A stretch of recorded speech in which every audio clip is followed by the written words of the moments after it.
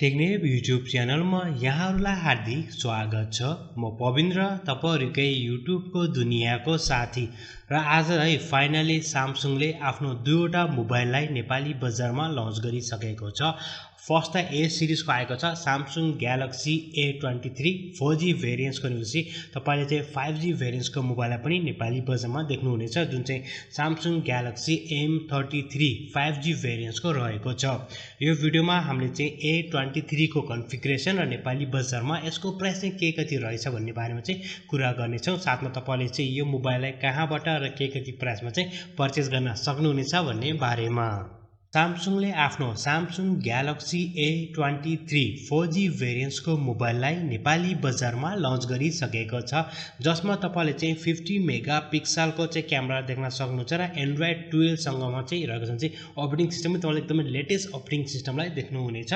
Display साइजको यदि हामीले कुरा गर्ने हो भने 6.6 इन्चको TFT 90 हर्ट्जको चाहिँ यिनीहरूको चाहिँ डिस्प्ले रहेको छ। रेगुलर चाहिँ उनीहरूले चाहिँ प्यानल युज गरेको छ। फुल HD प्लसको चाहिँ रेजुलेसन रहेको छ। डिजाइनर लुक्सको यदि हामीले कुरा गऱ्यो भने चाहिँ रेगुलर डिजाइनर लुक्समा रहेको छ। त्यस्तो खासै नयाँ डिजाइन त केही पनि छैन। तपाईले चाहिँ पछाडिपट्टि चारवटा क्यामेरा देख्न सक्नुहुन्छ विथ फ्ल्यास LED लाइट र इन्फिनिटी U डिस्प्ले हामी देख्छौँ। U भने नि V भने पनि स्यामसङको इन्फिनिटी डिस्प्ले चाहिँ तपाईले देख्नुहुनेछ।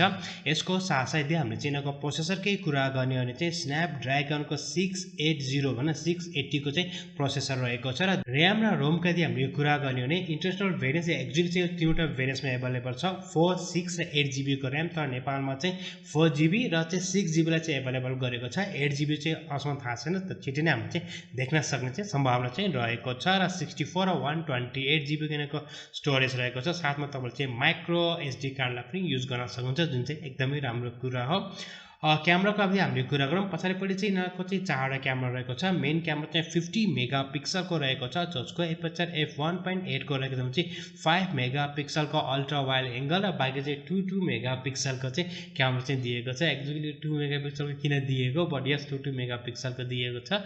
सेल्फी क्यामेराको यदि हामीले कुरा गर्ने हो भने चाहिँ 8 मेगापिक्सलको सेल्फी क्यामेरा रहेको छ, जसको एपर्चर f2.2 को रहेको छ र ब्याट्री ब्याकअप चाहिँ राम्रो छ, जुन चाहिँ 5000 mAh को ब्याट्री ब्याकअप रहेको छ र मोबाइलले चाहिँ 25 वाटलाई सपोर्ट गर्छ। तर फाइनली चाहिँ डब्बाभित्र चार्जर चाहिँ दिएको छ, तर 15 वाटको चाहिँ चार्जिङ एडेप्टर चाहिँ उनीहरूले चाहिँ दिएको छ। रेगुलर नम्बर सेन्सर तपाईँले देख्न सक्नुहुन्छ। सम्पूर्ण क्यामेराहरूमा चाहिँ AI टेक्नोलोजीलाई युज गरेको छ, जसको मद्दतले गर्दाखेरि तपाईँहरूको फोटो र भिडियोहरू चाहिँ एकदमै राम्रो आउँछ। साथमा चाहिँ होइन अब एमोलेड डिस्प्ले दिएको भए एकदमै राम्रो हुन्थ्यो। अब रेगुलर डिस्प्ले चाहिँ उनीहरूले चाहिँ दिएको छ, त्यो चाहिँ मलाई कस्तो कस्तो लाग्यो। डिजाइन लुक्स पनि राम्रै रहेको छ होइन। यसको चाहिँ हामीहरूको कलर भेरिएन्ट्सकै कुरा गर्ने चाहिँ एक्चुअली चाहिँ ब्ल्याक, ओरेन्ज र व्हाइट र ब्लूमा आउँछ, बट नेपाली बजारमा चाहिँ व्हाइट चाहिँ एभाइलेबल छैन भन्ने कुरा पनि आएको छ। सो व्हाइट र 8GB को चाहिँ उनीहरूले चाहिँ एभाइलेबल गराएको छैन, बट ओभरअल हेर्दाखेरि चाहिँ राम्रै रहेको छ। डिस्प्ले चाहिँ मलाई कस्तो कस्तो लाग्यो।